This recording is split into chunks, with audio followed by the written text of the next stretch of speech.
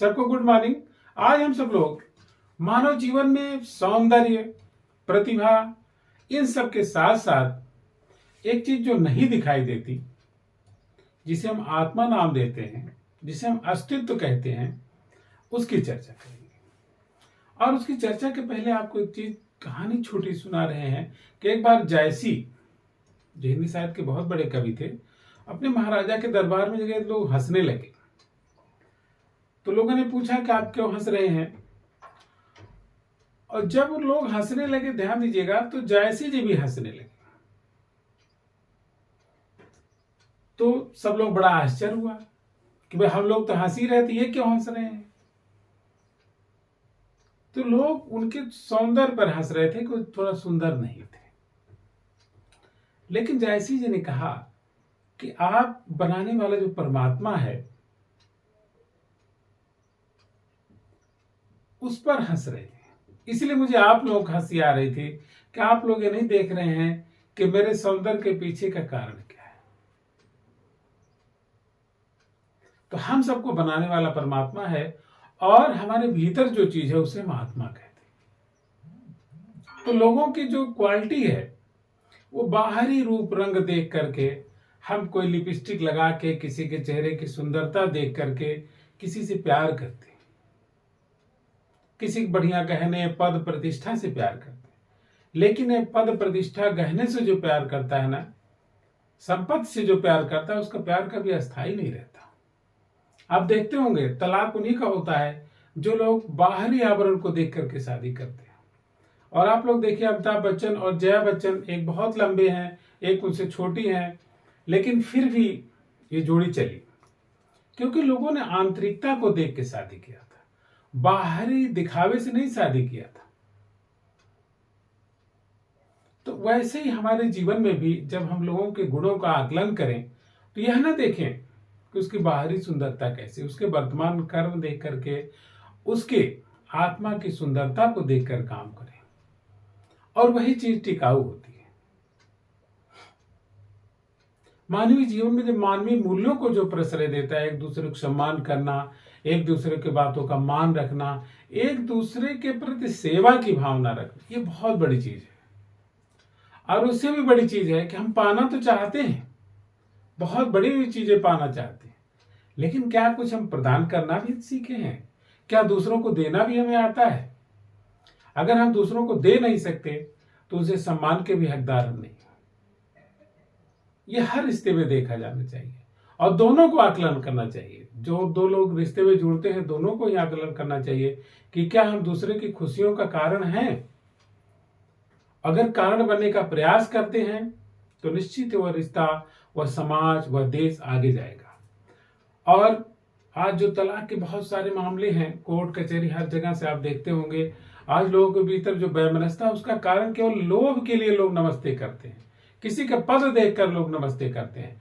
प्राचीन भारतीय संस्कृति में जो बड़ा होता था उसे लोग प्रणाम करते थे। ये नहीं देखते कि प्रधानमंत्री जी हैं या मुख्यमंत्री जी हैं इसलिए इनको नमस्ते, इनका पैर छूते नहीं, वो हमसे बड़े हैं इसलिए सम्मान करना हमारा धर्म है। कोई ज्यादा पैसे वाला कार से आ रहा है उसको झुक जाएंगे, और एक सज्जन व्यक्ति साइकिल से आ रहा है उसको नमस्कार करना उचित नहीं समझते। तो पद प्रतिष्ठा नहीं, किसी उम्र में बड़ा है कोई, उसका एक वैलिड कारण है, उसके लिए सनातन धर्म के लोग एक दूसरे को झुकते थे। और यह परंपराओं को आगे भी सबको ले जाना चाहिए कि कोई हमसे बड़ा बुजुर्ग उम्र में धरती पर पहले से आया है तो उसका सम्मान करना हमारा धर्म है। ऐसी में जो भारतीय संस्कृति में एक जात धर्म की व्यवस्था थी, जात धर्म भी देख करके नहीं, वरन लोगों के अच्छे स्वभाव और कर्म के अनुसार ही उनका सम्मान होना चाहिए। और जब यह होगा तो एक आत्मा की सुंदरता है, वही सर्वश्रेष्ठ। शंकराचार्य जी लास्ट में ही लिखा कि मानव मात्र होने के कारण हम, चाहे कोई खराब हो चाहे अच्छा हो, सबको सम्मान देना मेरा कर्तव्य, क्योंकि आत्मा सबकी सुंदर है। तुलसीदास जी ने इसीलिए सबसे पहले दुष्टों की ही वंदना की। और रामचरितमानस में जो उन्होंने लाइन लिखी है बहुत अच्छी। शुरुआत ही पढ़ी है 2-4 पेज, तो उसमें उन्होंने अपने को जिस तरह से निरीह प्राणी और एक प्रकार से मानवता के प्रति समर्पित किया है, बहुत ही उत्तम है। तो अपने जीवन में सबको जब हम देखें, जब किसी के प्रति हम आकर्षित हों, तो अगर उसका आकर्षण का रूप रंग है तो तुरंत उसको ब्रेक लगाए, क्योंकि ये चीजें अस्थायी नहीं होती है। और वैसे भी देखिए, सौंदर्य कोई अस्थायी चीज नहीं है, यह बदलती रहने वाली वस्तु है। अच्छे कर्मों से हम अपने जीवन को, कर्मों को अच्छा करने का सदैव प्रयास करें, वही असली सुंदरता है। अच्छे कर्म ही हमारे सुंदरता के प्रतीक हैं और उन पर ही हमारी नजर होनी चाहिए। एक दूसरे को खुशियों को देना, एक दूसरे को सम्मान देना और सबकी भलाई के लिए काम करना, यह हमारे जीवन के वैल्यूज होनी चाहिए, यह मूल्य होनी चाहिए।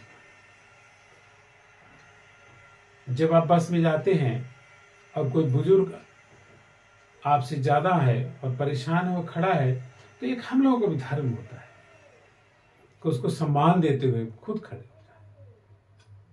कभी परमात्मा आपको भी ऐसा अवसर देगा, जब आप बुजुर्ग होंगे, दूसरे लोग आपके लिए खड़े होंगे।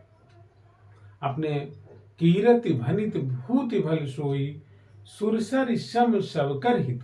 तुलसीदास जी की लाइन है। वह कीर्ति, यश, मान सम्मान, पैसा वही उत्तम है जिससे सबका भला होता हो, वो गंगा के समान।